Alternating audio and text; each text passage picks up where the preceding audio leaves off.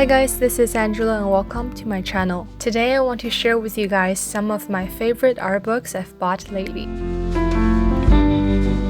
Just going to jump straight in and starting off with Japanese prints collection of Vincent van Gogh. I discovered this gem of a book in my local bookstore. Even though I always knew he was influenced by Japanese wood block prints, this book was really helpful in providing further insights into how he developed his techniques. He adapted the Japanese approach of painting objects in close-up, and here he uses a flat, vibrant, and decorative backdrop against the subject in his portrait paintings. On the left here, he learned the technique of placing the subject and nature against the sun, creating a very strong silhouette. He also found inspiration in Japanese ink painting called nanga, which in turn was inspired by a genre of Chinese painting called Nanzonghua.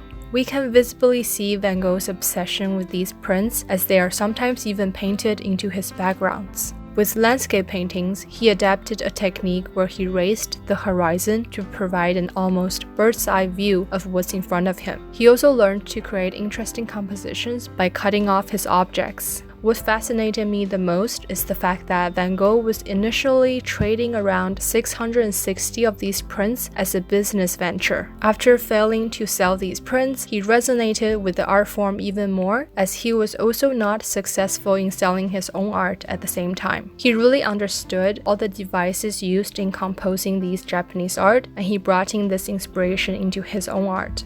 So before moving on to the next book, I just quickly want to show you guys this book which has already appeared in my other video. This is probably one of the best printed art book of Van Gogh's artwork that I've seen. It's fairly pricey, but I would highly recommend it if you are also a fan of Van Gogh.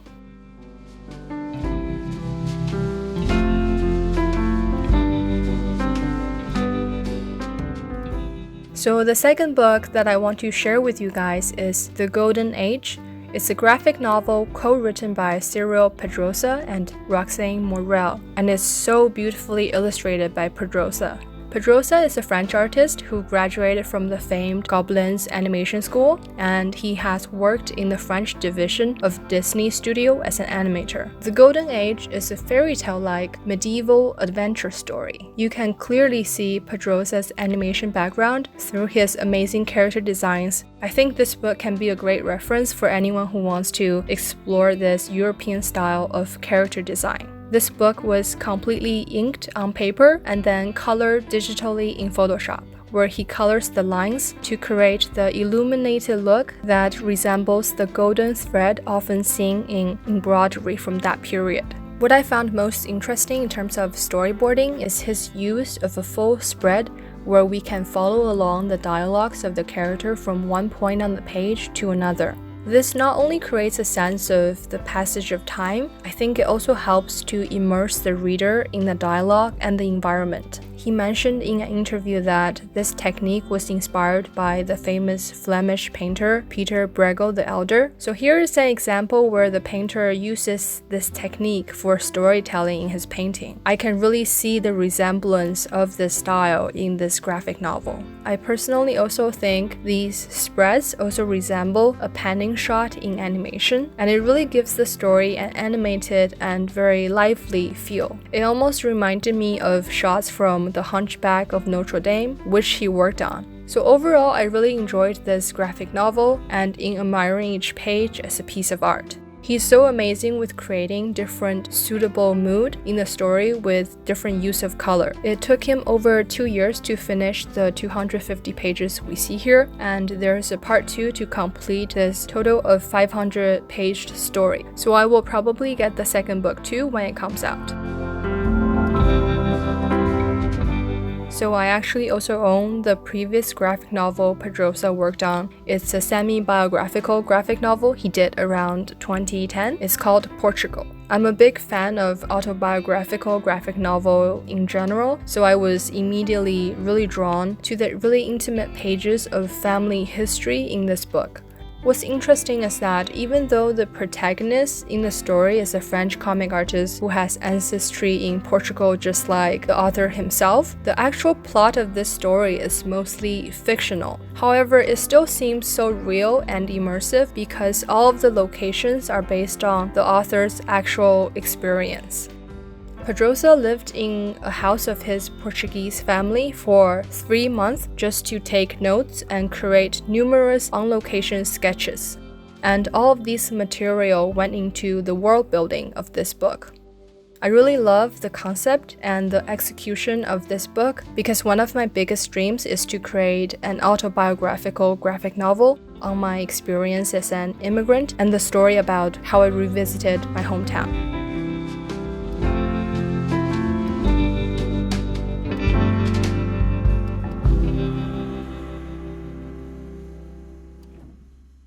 So next up, I want to share with you guys 2 illustrated children's books or picture books.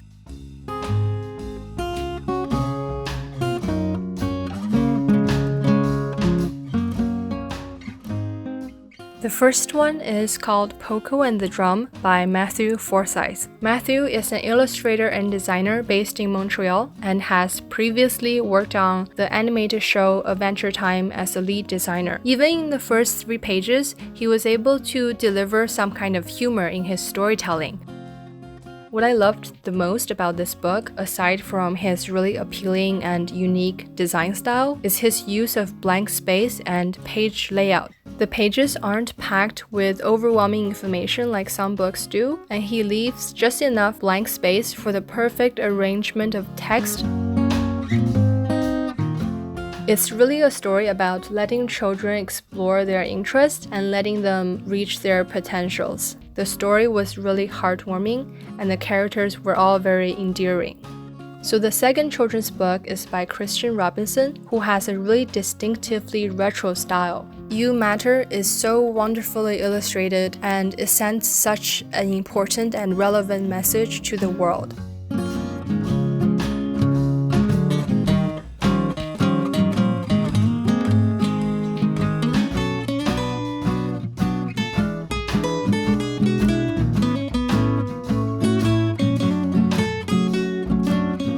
His cutout illustrations may appear simple, but I think each page is constructed with such exciting composition and appealing use of color.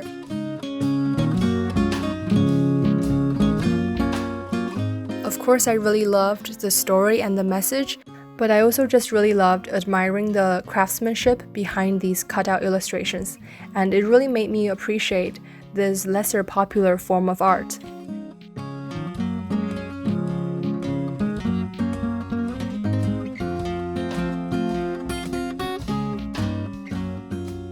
The next art book that I want to share with you guys is not the typical type of book that I would buy, but as soon as I opened it in chapters, I couldn't stop flipping through and just really studying each page. There was so much that I can learn from this book. As the title The Book of the Bird indicates, this book contains collections of bird paintings throughout art history and is accompanied by text introducing each artist behind these work. The book design and typography throughout the book is actually what initially drew me to this book. I've only learned the very basics of graphic design back in high school, so it was really eye-opening for me to see such a simple concept of a book so well executed and designed throughout. And there's so much I can learn from this and incorporate into my videos.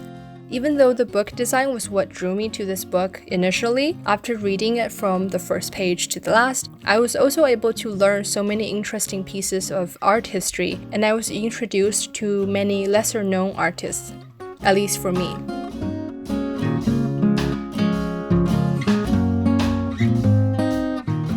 Lastly, I want to introduce you guys to my favorite magazine that I've discovered last year at an airport bookshop. What first drew me to this magazine was definitely the colorful editorial illustrations. At that time, I was really interested in learning editorial illustration, so I bought it as an art inspiration.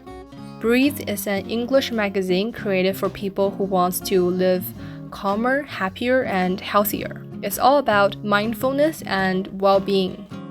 I know it sounds borderline pretentious and almost too West Coast, but each time I read any of these articles, I am able to gain a new wisdom or two that can really improve my well-being as a creative and just as a person.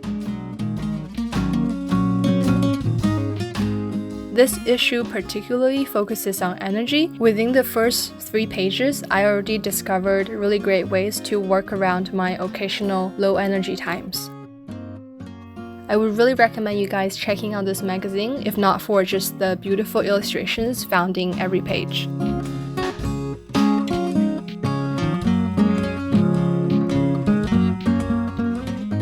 So that's it for my recent favorite art books. I hope you found 1 or 2 that was inspiring for you guys, and feel free to check out my channel if you are interested in drawing and art in general.